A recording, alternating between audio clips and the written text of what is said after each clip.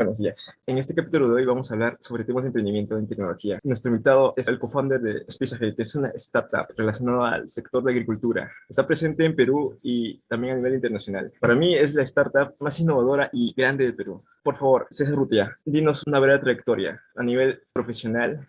Sí, muchas gracias por permitirme compartir esta experiencia el día de hoy. Mira, te cuento un poquito acerca de mi trayectoria personal y paso a contarte luego sobre SpaceAhead. Yo soy biólogo, estudié en Estados Unidos, hice la carrera allá, regresé al Perú a desarrollar un proyecto de descontaminación en el lago Titicaca como biólogo, y eso me permitió ver las carencias que tenemos a nivel tecnológico. El objetivo de ese proyecto de descontaminación era poder monitorear una parte del lago Titicaca con muestras puntuales que recolectábamos en un bote. Entonces era un trabajo enorme, titánico, el cual no se podía desarrollar por la magnitud del área que se quería investigar, y lo que se quería hacer era detectar las fuentes de contaminación. ¿Por qué hago esa intro? Porque esa posibilidad de liderar ese proyecto de investigación me llevó a Italia a hacer una maestría en interpretación de imágenes de satélite. ¿Por qué llegué a esa maestría? Porque queríamos monitorear el lago Titicaca con satélites, poder tener información de temperatura desde un sensor a bordo de un satélite o información sobre la vegetación con sensores infrarrojos. Entonces, en esta maestría en Italia yo conocí a muchas personas con backgrounds distintos que venían, por ejemplo, de la geología, querían detectar petróleo, arqueología, querían detectar zonas arqueológicas, habían también ambientalistas que estaban viendo temas de contaminación, en fin. Y a raíz de eso es que creé la primera startup, que en ese entonces se llamaba un spin-off de la universidad, hace más de 20 años, que se llamó SpaceDat. Y con esta startup logramos desarrollar proyectos en diferentes partes del mundo, todo a partir de satélites, de imágenes de satélite. Por ejemplo, tuvimos un proyecto en Australia junto a la Universidad de Maryland, la NASA, y con el Centro de Investigación de Australia, CSIRO, para detectar incendios forestales. Tuvimos un proyecto con el Ministerio del Ambiente en Italia y el Ministerio del Ambiente de China para monitorear fuentes de agua, reservorios, y ver cómo la capacidad de almacenamiento, el recurso hídrico había cambiado en los últimos 14 años, todo a través de imágenes de satélite. Tuvimos un proyecto en el sur de Italia para monitorear la erosión de la costa, todo a través de imágenes, nuevamente, que uno puede ver el avance o el retroceso de la erosión, y así diferentes proyectos. Y regresé a Bolivia después de muchos años para proyecto del Banco Mundial y de la Agencia Espacial Europea para monitorear el lago Titicaca, pero en la parte boliviana, y eso me permitió hacer el salto nuevamente a Perú para ver la tecnología, cómo venían los proyectos en general en Perú, y ver si se podía hacer algo también en Perú, ya que yo radicaba en Italia por más ya de 9 años. Y encontré el Ministerio del Ambiente en creación en ese entonces, salieron algunos proyectos con ellos luego para monitorear la deforestación, salieron proyectos con el Ministerio de la Agricultura, y es así como decidí crear una empresa nacional y se llamó SpaceDat Perú, con la cual brindamos servicio a los gobiernos regionales, a las municipalidades, principalmente a empresas de recursos naturales, ¿no? Para ver temas de forestación, de minería. Muchos de los proyectos que teníamos con el Estado, con el gobierno peruano, no se llevaban a concluir al 100%, porque a partir de la imagen del satélite que nosotros teníamos que procesar, encontrábamos nubes en algunas zonas del Perú, ¿no? En las zonas de costa, muchas zonas de selva, por ejemplo, ¿no? Y lo mismo en sierra. Entonces teníamos estos contratos bastante importantes ya ganados a través de licitaciones, pero nos quedábamos en un 80-90%, y eso hacía pues que perdiéramos dinero, ¿no? Como empresa. Entonces decidí investigar tecnologías alternativas a ello, y es ahí donde traigo los primeros drones comerciales al Perú, drones de ala fija, como aviones, y a través de estos drones lo que comencé a hacer fue a cambiar las cámaras o sensores, que es donde yo había ganado gran experiencia en Europa, y comenzamos a obtener información de mayor detalle, ya no desde el satélite, sino por abajo de las nubes, con imágenes de drones, con imágenes térmicas, con imágenes infrarrojas, y el mundo de la agricultura pues se abrió para nosotros, y fue de la mano con el boom de la agroexportación en el Perú. Entonces comenzamos a volar inicialmente de forma gratuita a las principales agroexportadoras del Perú. Una consulta, lo que mencionas cuando tenías contratos con el Estado, ¿hubo cierta resiliencia a utilizar la tecnología en esa época? ¿Tú cómo lo viste? Ya hablamos de seguro varios años. Sí, no, yo Es diría que como no, yo actual. diría que la tecnología es hasta un cierto punto necesaria Puede existir resiliencia cuando lo que estás tratando de hacer tiene una solución alternativa y lo puedes resolver, pero cuando tienes que monitorear la deforestación de la selva del Perú, no lo puedes hacer caminando, no lo puedes hacer con un grupo de gente. Entonces la tecnología, en este caso, el uso de imágenes de satélites a lo largo del tiempo para ver cambios y para dar alertas tempranas, era una necesidad y es una necesidad, ¿no? Entonces la resiliencia en ese sentido, al menos a nivel de funcionarios, no lo vi yo, al menos en ese entonces, ¿no?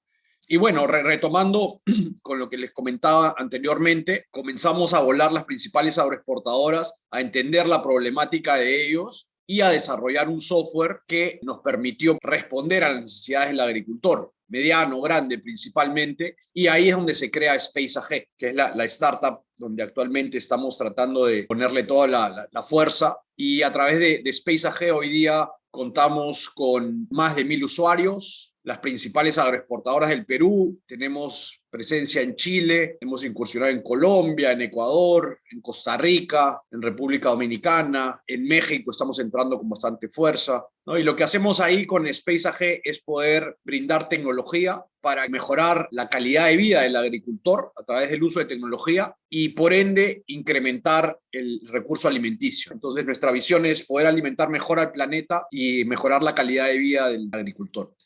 Ok, me parece genial. Ahora veamos unas recomendaciones sobre tu experiencia en base a crear una startup. Por ejemplo, se dice mucho en el mundo de las startups de que debes constituir tu negocio en Delaware o Islas Caimanes. Tú dices que lo constituiste en Perú. ¿Por qué en Perú? ¿O también lo constituiste en Delaware o Islas Caimanes? Yo creo que hay fases dentro del startup, ¿no? Al inicio es una idea que la tiene una o dos personas que la comparten y si esa visión es enriquecedora, tiene un propósito, creo que esa visión puede ser compartida con más personas y es ahí donde tú vas creando un equipo que cree fuertemente en esta idea transformadora y si tiene propósito, mejor aún. Entonces, en esa fase inicial, la posibilidad de levantar capital o de mantenerte es con tus ahorros o con préstamos de familiares o de amigos. Entonces, en esa fase no tiene sentido constituir una startup en Delaware. A lo mucho lo que puedes hacer es formalizarte y tratar de tener todos tus documentos en regla en el Perú, si estás en el Perú, obviamente, ¿no? Y a medida que la idea va creciendo y se transforma en un producto mínimo viable y el producto mínimo viable va adquiriendo nuevos usuarios y vas teniendo fit con el mercado o el producto se comienza a vender, comienzan a tocar la puerta, es ahí donde la empresa comienza a escalar y probablemente ya llegas a una fase donde necesitas una mayor inversión de inversionistas ángeles o de VCs, de Venture Capital, y muchas veces ahí los propios inversionistas, dependiendo del rango de la inversión y de dónde se encuentran ellos, te van a pedir de que la startup esté incorporada en Delaware. Entonces, es ahí donde nosotros ya llegamos a ese punto y uno de los inversionistas nos dice, nosotros invertimos, pero invertimos no en Perú, invertimos en empresas que están incorporadas en Delaware, ¿no? Y es así como nosotros nos incorporamos en Delaware, pero ya en base a una necesidad específica, ¿no? Buen punto. Algunos emprendedores tienen dificultades en balancear su vida personal y a la vez ser emprendedor, ya sea en la vida personal con amigos o familia. En tu caso, ¿cómo lo manejas? Toda mi vida ha sido de emprendedor, ¿no? Desde los 18 años que salí de casa o desde antes que tuve una sanguchería, a los 16 años he tenido dos pubs, un hotel. En Italia tuve Space Dad, en Perú es Space Dad Perú, luego Space AG. O sea, nunca paré de emprender. Entonces, la familia ha ido muy de la mano en mi fase inicial con mis emprendimientos. Mi ex esposa era socia mía en Space Dad y mi hija nació y yo tenía una cuna dentro de uno de los salones o de los cuartos del edificio donde comenzamos la startup en Italia. Entonces, mi vida profesional o de emprendedor con mi vida familiar fue muy, muy de la mano. ¿Es positivo, es negativo? Tal vez depende de cada situación. En mi caso no fue tan bien y por eso decía mi ex esposa, porque en algún momento te consume mucho de tu vida la parte del negocio, del emprendimiento y te llevas a casa también ese chip, ¿no? Que nunca para, pero es parte de la personalidad de cada uno y la adrenalina y qué te mueve y cuáles son tus objetivos y ambiciones, ¿no? Actualmente no, actualmente mi vida personal está orientada mucho al emprendimiento, le dedico, diría yo, más del 90% de mi horario, pero igual tengo mi agenda estructurada de tal manera que tengo ya bloqueado espacios donde puedo hacer deporte, medito y tengo tiempo también para mis hijas y para mi novia, ¿no? Ok, suena bastante interesante. Cuando uno crea también una startup, tiene siempre dificultades, se dice mucho, ¿no? Y uno de los grandes problemas es el co-founder. ¿Cómo fue tu caso del co-founder? Es decir, ¿qué dificultades tuviste al encontrar un co-founder? Mira, yo creo que si hablamos de Space AG, del último emprendimiento, yo creo que se dio de forma natural, porque como les comentaba inicialmente, yo salí muy joven de casa a estudiar biología, a hacer la maestría en interpretación de imágenes de satélite en Italia, a estar en Australia por un tiempo también. Y cuando regreso a Perú, después de muchos años, en un almuerzo del colegio, me encuentro con mi amigo Guillermo de Vivanco, que él también había de alguna manera salido de casa joven para estudiar. Él se fue más por el tema de finanzas, por el MBA, por emprendimientos. Y en esa reunión, conversando, él me dice que estaba en un tema de inversión. Habían fundado en Perú la primera red de inversionistas ángeles y que estaban pues evaluando diferentes startups, ¿no? Para ver dónde invertir. Eso era Angel Ventures. Y yo le comento que tenía este emprendimiento, ¿no? Este startup, y me dice, oye, eso está muy interesante y creo que lo podríamos escalar juntos. Deberíamos de asociarnos, deberíamos hacer algo juntos. Y es así como nace esta asociación con Guillermo, en la cual él se convierte en el co-founder, ¿no? Digamos que yo venía más del lado científico, tecnológico, y él venía más por el lado de las finanzas, del rendimiento, y ahí unimos fuerzas, ¿no? Y hasta hoy seguimos remando para poder seguir escalando la operación. ¿Cuál crees que ha sido lo más difícil al momento de crear Space AG? ¿Cuáles fueron los factores más complicados al momento de crear Space AG? No sabría cómo responderte exactamente, porque, o sea, ¿qué cosa es, cómo defines lo que es difícil? Porque tal vez lo que para ti es difícil, para mí no es difícil o otra persona es difícil. O sea, Al- dificultades obtienes a lo largo del proceso y nunca paran, digamos, ¿no? Pero digamos que la dificultad te ayuda también a crecer, a mejorar, a optimizar procesos. Entonces, si lo veo como dificultades de crecimiento así negro-blanco, tal vez una de las principales podría ser la posibilidad de levantar capital una vez que ya tienes una idea consolidada, un producto mínimo viable, un producto que ya se vende. Tal vez podría ser una. Otra dificultad transversal a muchas startups puede ser que el ecosistema probablemente aún esté inmaduro y no tengas mentores en algunas de las verticales, puede ser fintech, puede ser adtech, edtech, en fin, que no puedas encontrar gente que ya ha llegado a una serie A, a una serie B, que ha tenido un éxito. Entonces la historia un poco que la tienes que construir solo. Otra dificultad puede ser, pensando siempre en el ecosistema, la poca inversión que existe de parte del gobierno en cuanto a lo que es investigación, desarrollo, startups, tecnología, el poco presupuesto que se le dedica del PBI a ese tipo de actividades. Eso por decir algunas. Y después puntuales puedes enumerar tal vez muchas dificultades de contratar personal, de encontrar, digamos, las personas idóneas en los momentos adecuados para que respondan para las áreas que tal vez vas desarrollando. Puede ser inicialmente para encontrar al CTO, para encontrar la persona que lidere el área de ventas, el área comercial, para hacer un seguimiento del área de administración, ¿no? O sea, creo que como startup al interno uno hace un poco de todo, entonces encontrar ese balance y esa repartición de roles podría ser un problema en algún momento, ¿no? Sí, se escucha también esos mismos problemas, el levante del capital, manejo también del personal. Y justamente vamos un poco a esa parte. ¿Cómo te manejas a tu equipo actualmente? Es decir, ¿qué perfiles, por ejemplo, tratan de contratar recurrentemente o cómo manejas la cultura de la empresa para que estén todos motivados? Yo creo que las contrataciones van muy de la mano con el crecimiento del startup, porque al comienzo inicias en pocos, ¿no? Y esos pocos hacen mucho y cubres muchas áreas, pero a medida que la startup va creciendo, probablemente pues el área de desarrollo es muy importante, entonces ahí hay que darle un presupuesto, hay que darle mucho esfuerzo ahí. Luego que tienes producto, tienes que comenzar a ver la parte de ventas, la parte comercial, asociando eso a marketing. Y ya una vez que tienes ventas, también tienes que seguir todo lo que son las ventas. O sea, alguien en administración tiene que seguir los contratos, las zonas de servicio, las facturas, el seguimiento de los pagos. Entonces, dependiendo del momento del startup, vas a necesitar más o menos fuerza y dependiendo también del tipo de startup, ¿no? Tal vez alguna tiene más de hardware o más de operaciones, entonces dependiendo si estás brindando servicios o no, hay un esfuerzo dependiendo del área que tengas ahí destinada a esa necesidad.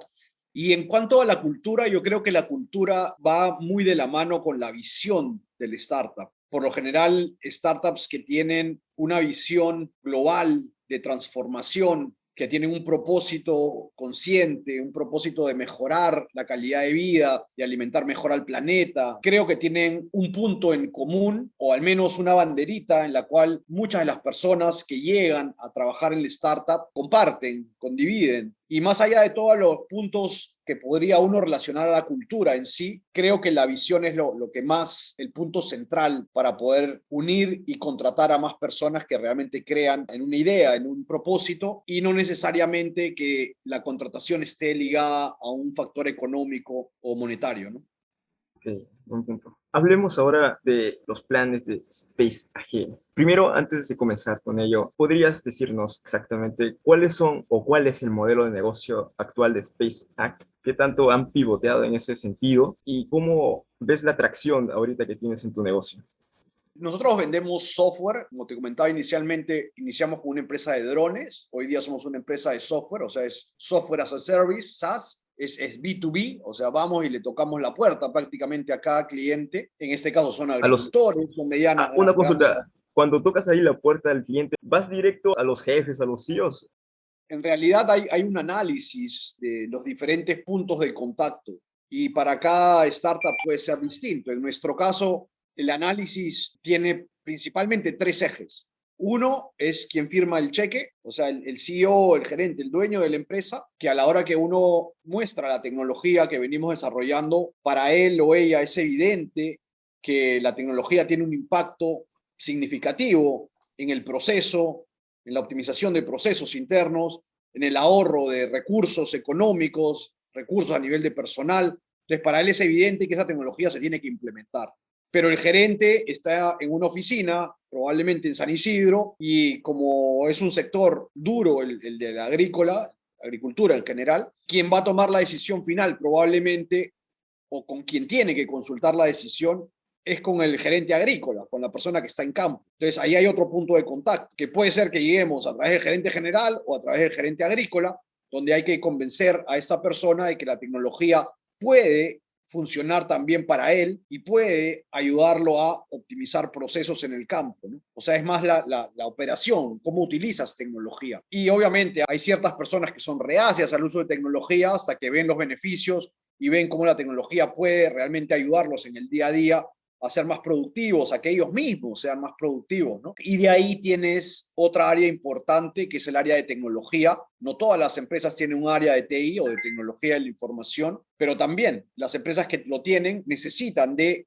implementar soluciones y muchas veces para ellos desarrollar algo nuevo es muy costoso o necesitas de mucho esfuerzo. Entonces, poder adaptar algo que nosotros ya tenemos a su proceso es más fácil. Ahí hay tres ejemplos concretos de usuarios o de puntos de contacto donde nosotros podríamos ajustar la propuesta para poder cerrar contratos. Ok. Se dice que la agricultura también es el sector menos digitalizado del planeta. Actualmente lo están viendo en las empresas que están más abiertos a la tecnología.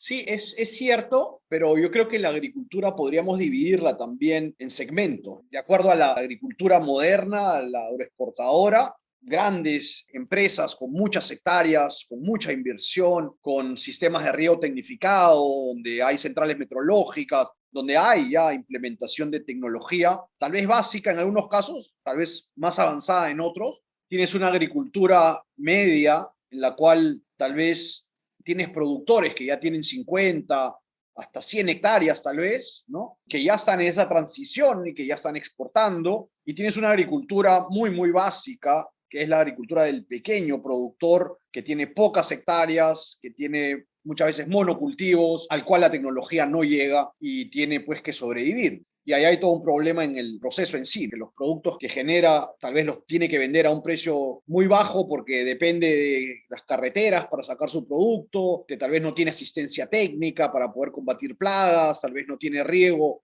tecnificado y riegan de la mejor manera como pueden. Entonces yo creo que hay diferentes segmentos en la agricultura.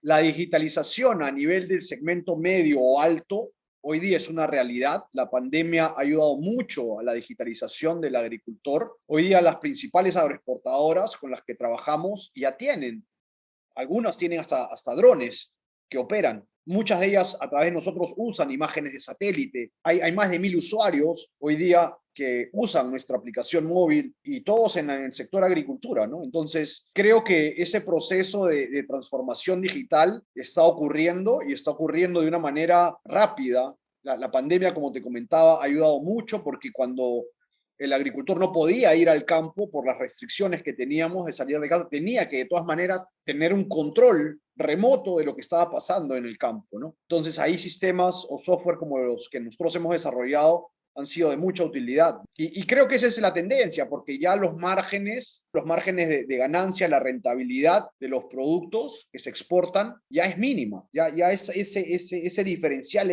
se ha cortado, y se ha cortado por diferentes factores, por temas de productividad a nivel de las variedades, de los cultivos, a nivel genético, tal vez ya no son tan productivos, por factores climáticos, hay sequías, en Chile, en México hay problemas de agua, Perú también no es ajeno en el caso de Ica. Hay problemas hoy día con el elevado precio de los fertilizantes, el incremento en el costo de los envíos, de los fletes, el transporte, y en fin, o sea, podría enumerar una serie de factores que hoy día hacen que la agricultura pues sea un rubro de alto riesgo. Y es ahí donde la tecnología juega un rol importantísimo, porque las decisiones que tienes que tomar tienen que hacerse de manera informada y se tienen que hacer de forma oportuna, a tiempo. Y eso puede ser el diferencial que te hace ser rentable o no rentable. Entiendo. No sabía esa parte en que se podrían dividir tanto en tres sectores. Ahora, en respecto al futuro de SpaceX, comentaste que van a estar en México, pero ¿en qué otros países más, aparte de Latinoamérica, van a entrar? ¿Y cuándo podría ser esto? ¿Crees que nos puedas comentar algo al respecto? Nosotros hoy día ya operamos en diferentes países, en más de 6 países. Hemos contratado country managers en Chile, hemos contratado country managers en Colombia, tenemos resellers, tenemos personas con las que colaboramos o empresas con las que colaboramos, incluyendo México, y en México también ya tenemos clientes. Hemos iniciado recientemente y nuestra propuesta es de poder entrar con mayor fuerza a México y probablemente de forma presencial, porque mucho de lo que se hace hoy día es todo virtual, se vende de forma remota, ¿no? No es que vamos al fundo o a la agrícola, o en el caso de México al rancho, o en el caso de Chile al huerto, de forma presencial, a tocarle la puerta. Nuestra idea es conquistar México por la extensión y la importancia que tiene México a nivel de productores de paltos o aguacate, como le llaman ellos, a nivel de arándanos y así, muchos cultivos de alto valor que son de gran interés para nosotros, para luego probablemente de aquí a un año más o tal vez un poquito más, dependiendo de la respuesta de México, poder ingresar también a Estados Unidos con todo el despliegue de la tecnología que tenemos. Justamente ir a Estados Unidos, veo que lo han analizado. Uno piensa cuando dice Estados Unidos de que Estados Unidos es la cuna de tecnología. Uno piensa si está automatizado, digitalizado. Si hablamos de agricultura, también vemos que hay robots y todo eso. ¿Han notado que México y Estados Unidos tienen el mismo problema o ven que Estados Unidos es mucho más desarrollado tecnológicamente en la agricultura o han visto que tiene el mismo problema para entrar a Estados Unidos? Lo que nosotros hemos analizado son problemas transversales más allá de donde te encuentres. Y son problemas de riego, que tienes que optimizar el sistema de riego para regar lo que la planta necesita, y eso no es fácil. Hay todo un sistema de riego tecnificado que hoy día muchas agroexportadoras ya usan. Tienes que detectar plagas y enfermedades a tiempo, tienes que poder aplicar a tiempo y las cantidades justas para no estar desperdiciando productos o pesticidas, no solamente por un tema ambiental, sino por un tema de costos también. Tienes que saber cómo proyectar mejor lo que vas a cosechar antes de tiempo, porque si tus proyecciones de cosecha no se ajustan a la realidad, tú vas a contratar a personal para que coseche en base a lo que piensas que vas a cosechar. Entonces, si yo voy a cosechar, ejemplo, 100 toneladas y contrato a 50 personas y en realidad necesito a 100, no me va a alcanzar. O si contrato a 200 y solamente saco 100, voy a estar pagando a más gente que no necesito. Y lo mismo en temas de logística o de insumos. ¿Cuántas bolsas, cuántas cajas necesito? ¿A qué países voy a exportar? ¿Qué tipo de fruta? ¿Qué peso? ¿Qué calibre? Entonces, ese es muy importante. Ahora, eso es transversal en Perú, en Chile, en México, en Estados Unidos, en cualquier país donde tú lo veas. El tema de Estados Unidos es importante, ¿por qué? Porque obviamente es un país enorme donde hay muchas extensiones de cultivos intensivos, llámese uva, berries, arándanos. Es importante, ¿por qué? Porque nos permitiría pues también tener alianzas comerciales con muchos de los, digamos, empresas que mueven el planeta en fertilizantes, en equipos, en maquinaria, en sistemas de riego, etcétera. Pero más allá de ello es un reto porque es otro idioma, es otra cultura, necesitas una fuerza de ventas allá, un soporte técnico probablemente también allá. Entonces, es un reto que hay que plantearlo bien, porque puede significar también la muerte del startup si no llegas a atender a los clientes de una manera pues satisfactoria, ¿no? Cosa que en México no sucede porque la cultura es muy parecida, el idioma es el mismo, los cultivos son muy parecidos y no iguales, las extensiones son muchas, como sucede también en Perú, hay agrícolas muy, muy grandes, ¿no? Con más de 1000 hectáreas. Entonces, México se perfila como uno de los países con un potencial enorme para nosotros. Lo que mencionas para ir a México, que van a entrar con fuerza, eso suena mucho que se necesita mucho capital. ¿Tienen planes de levantamiento de capital para entrar con fuerza a México y otros países más? Porque se dice mucho en el mundo de las startups que hay levantamientos de capitales. ¿Ustedes también tienen planes de levantamiento de capital? Sí, correcto, correcto. Nosotros hemos levantado ya 1,5 millones de dólares en nuestra ronda semilla. Estamos hoy día con objetivos muy claros, que es poder, especialmente hoy día donde, digamos, la economía a nivel global no está muy estable. Entonces, nuestro primer objetivo es poder llevar la empresa a azul, a break-even, al punto de equilibrio, donde se pueda mantener sola la empresa para luego llegar a ventas mensuales de $83,000 en software recurrentes, lo cual nos llevarían a $1 millón de ventas al año, lo cual estamos muy, muy cerca. Yo creo que deberíamos llegar en el primer trimestre del próximo año y a partir de ahí levantar una serie A que debería ser alrededor de entre 7 y 10 millones de dólares y con eso entrar al mercado de México y potencialmente hacer nuestras primeras incursiones en Estados Unidos. Sí, es una cantidad bastante grande. Si miramos a las startups de agricultura, es bastante grande. Sería la más grande, se podría decir, creo que a nivel latinoamericano. Una de las más grandes. Para cerrar este tema de Space Ag y también de las startups, en Estados Unidos es muy común los stock options y también manejan mucho, también en el mundo de las startups se maneja mucho sobre repartición de acciones. ¿Cómo ustedes lo manejan con sus empleados? ¿También han hecho stock options? ¿Lo recomiendan o cómo manejan también esa parte o si no lo manejan? ¿Y cómo se reparten las acciones como co-founders?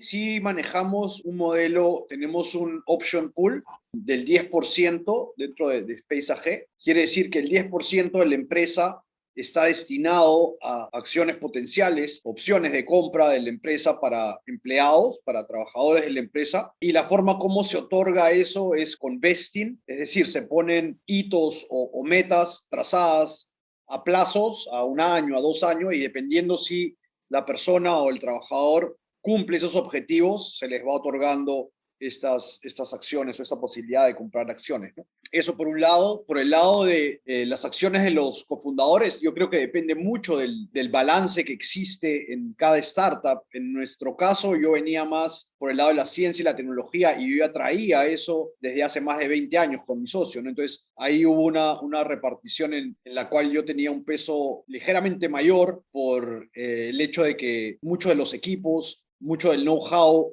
venía de mi lado y él tenía el know-how más del lado de inversión, de levantar capital, de poder escalar la operación. Pero va a depender de cada startup, ¿no? Qué cosa aporta al startup cada uno y en qué medida. Ahora empezamos algunas preguntas random para ya terminar. ¿Has escuchado de las innovaciones abiertas corporativas en las empresas actualmente, como en las agriculturas? ¿Cuál crees que son sus beneficios de las innovaciones abiertas?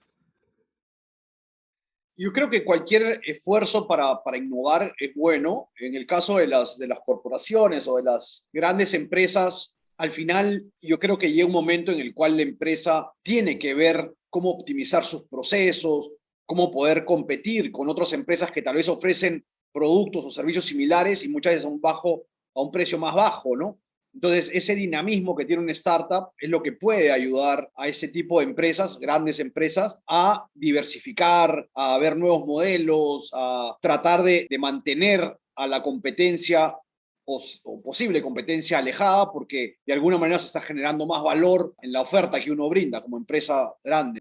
Y lo ves, ¿no? Yo creo que hay ejemplos muy contundentes hoy día, por ejemplo, en el sector de la banca. Ya la banca a nivel de lo que antes eran bancos presenciales, físicos, eso está desapareciendo y se está reemplazando por aplicativos móviles donde puedes transferir dinero, y si los bancos no se digitalizan completamente y no adoptan otras tecnologías, yo creo que van a desaparecer, ¿no? Lo mismo se vio con ejemplo de Uber. Al final no es que tenga necesariamente taxis de su propiedad, pero llega a manejar una red de taxis enorme y está de alguna manera creando una disrupción enorme en un sector que fue siempre tradicional, el de los taxis. O Airbnb, como puedes alquilar un espacio en alguna capital del mundo sin conocer al propietario y vas y sacas la llave o pones un código y te alojas en un departamento, te vas y nunca viste a la persona y pagaste por tarjeta de crédito y no te quedaste en un hotel, ¿no? Cosa que antes era solamente tenías la posibilidad de quedarte en un hotel. Y así podría enumerar Netflix, delivery de alimentos, hay tiendas virtuales, en fin, hay una infinidad de rubros que realmente hoy día a nivel de lo disruptivo que son, están cambiando la forma de hacer negocio.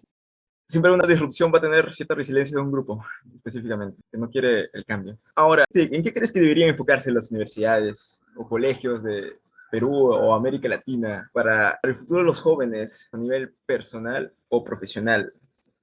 Es una buena pregunta, ¿no? O sea, yo creo que tiene que haber una base fundamental para los estudiantes y dentro de esa base, pues las materias que uno siempre ha estudiado, pero creo que hoy día la educación ha cambiado completamente, o al menos la forma como uno se debería de educar debería ser híbrida, ¿no? Hoy día tú puedes ver, no sé, cursos en YouTube y así hay tantas plataformas, sin mencionar alguna en particular, pero uno puede ser autodidacta y aprender a programar. Cursos de programación, o sea, ¿hacia dónde va el planeta? Hacia trabajos que sean remotos, que puedan garantizar una sostenibilidad en lo que son recursos hídricos, alimenticios, que estén relacionados con el medio ambiente, ¿no? Entonces, cualquier tipo de tecnología o capacitación que uno pueda brindar o adquirir como estudiante en ese sentido, yo creo que está muy en línea con la subsistencia del planeta, ¿no? Cosa que hoy día probablemente la educación tradicional no contribuye a que los estudiantes de alguna manera pues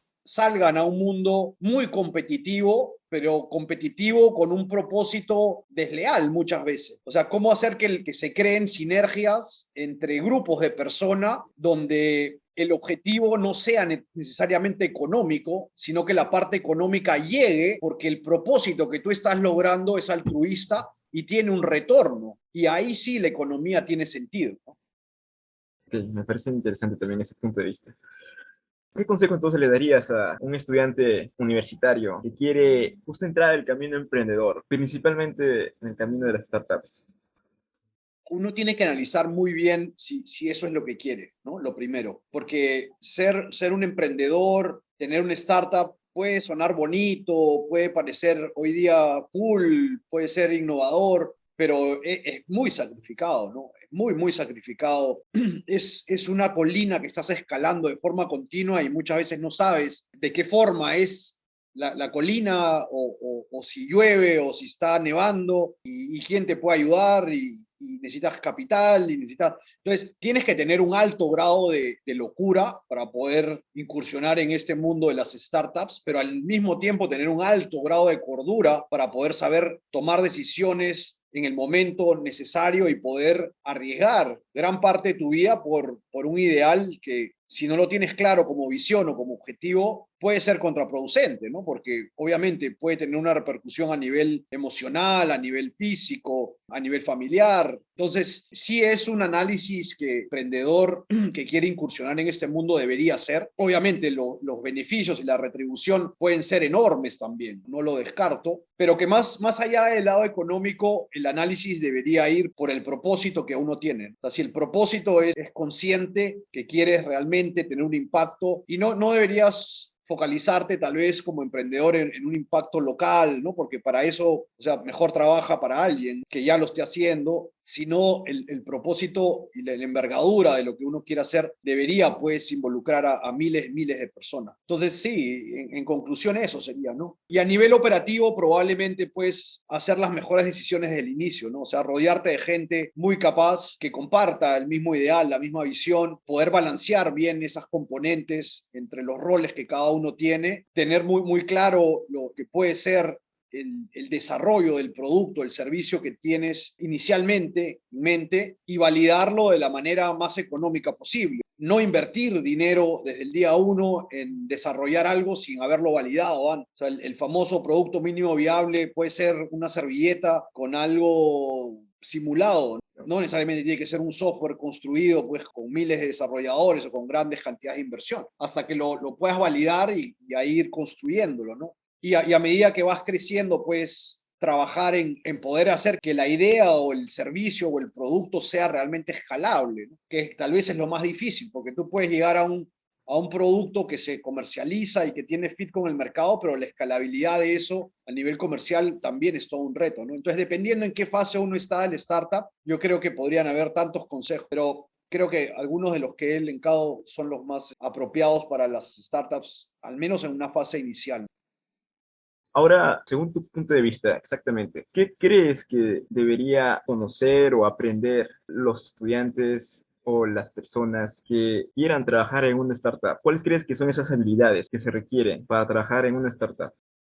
Mira, depende del startup, pero creo que más allá de las habilidades en sí, hay un tema de ambición. O sea, tú entras o deberías entrar a un startup porque tu visión es la de transformar algo, cosa que no puedes hacer en un corporativo o una empresa grande. Ahí tú vas a trabajar para alguien, ahí tú vas a probablemente recibir órdenes o, digamos, lineamientos de lo que tienes que hacer en el día a día. En un startup tienes la posibilidad de estar al costado del CEO o del CTO y engranar en una o más áreas de la empresa y poder contribuir con ideas que probablemente van a ser escuchadas y pueden ser implementadas. Y ya desde muy joven tienes la posibilidad de salir de la universidad y ya contribuir. Pero ahí creo que una de las cualidades principales que yo evaluaría sería ese drive por querer como que transformar algo, ¿no? La posibilidad de arriesgar, de no tener miedo a alzar la voz, a romper cosas y a romperlas rápido para poder arreglarlo y poder entender qué cosa no funcionó y poder mejorar. A nivel de educación, tal vez hay algunas cualidades que podrían predominar, probablemente en lo que es desarrollo, tal vez a nivel de programación, en la parte de back-end, en la parte de UI, UX, la experiencia del usuario, probablemente en lo que es diseño gráfico, podría sumar también, no diría en la parte comercial, porque ahí probablemente tienes que madurar cierta experiencia. En la parte administrativa, si a alguien le gusta la parte administrativa, también hay mucho por hacer. Tal vez capacitarse en el uso de metodologías ágiles que siempre ayudan para cualquier área, no ser muy ordenado, tener como que hitos, objetivos claros que uno va cerrando y a medida que uno va avanzando tienes accionables, analizas cuáles fueron los errores. Yo creo que es un mindset, ¿no? Es una predisposición de la persona a querer contribuir, a querer crecer, a querer poder ser muy proactivo dentro de un startup. Y hay personas que no, hay personas que tienen una cualidad más de, o sea, yo lo veo como que si fueran dos niveles, el líder y el follower. El líder, el que tiene la posibilidad de emprender y lanzarse, a pesar de que se caiga, se va a volver a levantar y va a seguir y va a seguir y va a seguir y va a seguir. ¿No? Con metas claras, con objetivos, con tiempos. Y el follower, quien no tiene esa capacidad innata, que la puede desarrollar probablemente, pero que está más acostumbrado a tener a alguien que le indica qué tiene que hacer y lo puede desarrollar muy bien. Entonces puedes tener un balance de ambas cualidades y para eso pues hay que ir ganando experiencia. Justamente, ya que mencionaste esa parte, ¿cuál crees que son las carreras o van a ser las carreras más demandadas actualmente? Mira, yo, de mi experiencia, yo creo que son más soft skills. Yo estudié biología, pero yo no ejerzo la biología. Hice una maestría en interpretación de imágenes de satélite, pero nunca pensé que yo iba a estudiar algo así. Me llevó, o sea, la biología me llevó indirectamente a hacer esta maestría en interpretación de imágenes de satélite, pero no fue algo que yo a los 15, 16, 17 años ya tenía conocimiento porque fue una carrera nueva. Si tú me dices hoy día, ¿para qué estudias? ¿Y cuál es tu objetivo? Tal vez yo te pueda responder qué carrera seguir. Porque si tú me dices, no, yo quiero ser millonario, yo te digo, bueno, deja la universidad y ponte a jugar fútbol. O conviértete en un influencer y tal vez vas a ganar más dinero que un doctor hoy día. Entonces, Esa es la ¿para qué verdad. estudias? Ahora, si tu objetivo es otro, tú me dices, no, yo tengo un objetivo altruista y quiero tener un impacto en la alimentación del planeta, o quiero transformar el uso del recurso hídrico, el agua, o no sé, miles de cosas pueden pasar, ¿no? Miles de cosas, ideas por la cabeza. Entonces, ok, me estás hablando de algo específico, entonces, ¿cómo eso específico está relacionado a la capacidad que tú puedas contribuir en esa área? Y ahí tienes una respuesta. ¿Cuál es tu frase favorita y qué libro recomiendas y por qué? Mi frase favorita creo que viene de la India, de un gurú de la meditación que se llamó Maharishi Mahesh Yogi, y él una de esas frases decía, desire and let go. Desire and let go significa, en español obviamente traducido, significa que tú tienes un deseo y muchas veces ese deseo es muy potente y tú estás atrás, atrás, atrás de que se cumpla ese deseo, pero nunca dejas que eso fluya, que eso se concrete. Entonces tú haces el mejor esfuerzo porque eso se dé, pero después tienes que dejarlo en algún momento, que eso naturalmente en su momento ocurra. Entonces hasta que, y esto por experiencia propia, lo digo, ¿no? Muchas veces uno está atrás, atrás, atrás, atrás, tratando de que eso se dé y no se da. Es como cuando pierdes las llaves, ¿no? Y las buscas, las buscas, las buscas y nunca las encuentras, o alguna otra cosa que pierdes, pero cuando no lo estás buscando aparece, ¿no? Entonces en ese let go, en ese dejar de ir, es que las cosas suceden, ¿no? Me parece es una frase muy, muy interesante que a lo largo de la vida siempre la tengo ahí presente. Libros, hay muchos libros. Yo ahorita de memoria no los tengo todos, pero puedo recomendar algunos para las personas que están en el sector, en las startups. Está Inspire de Marty Kagan, está Good to Great de Jim Collins, Predictable Revenues de Aaron Ross, How to Raise Myself from Failure to Success in Selling, Frank Bettger, That Will Never Work, de Mark Randolph, Competing Against Slack, The Startup of You, Blitzscaling, Exponential Organizations, Key Performance Indicators, The Product Book, Crossing the Chasm, Range, Sprint, y en fin, estos son algunos de los libros que yo tengo en mi celular, en Audible, que yo hoy día ya no leo si no escucho, pero son algunos de los que Sí, estoy leyendo, de los que he leído últimamente. ok, me parece genial. Me voy a salir un rato de esa frase que mencionas. ¿Qué, donde el audiolibro lo escuchas en Spotify o en qué plataforma escuchas esos audiolibros? Yo tengo la aplicación de Audible y por ahí, o sea, hay que pagar, pero por ahí puedes descargar los libros, ¿no? O los audiolibros. Ok, muchas gracias, César. Gracias por tu visita hoy día. Gracias por las enseñanzas y también los algunos consejos que nos has dado hoy día y esperemos tenerte otra vez como invitado próximamente. Ok, Eso es todo, eso es encantado. todo, eso es todo. Muchas gracias, César. Ok, Y gracias a ustedes. suerte sí, en SpaceX. Muchas Y en lo gracias. alto también, Ok, en lo alto para Perú y América Latina con la empresa. gracias, muchas gracias. Cuídate. Chao, chao. Que esté muy bien, suerte.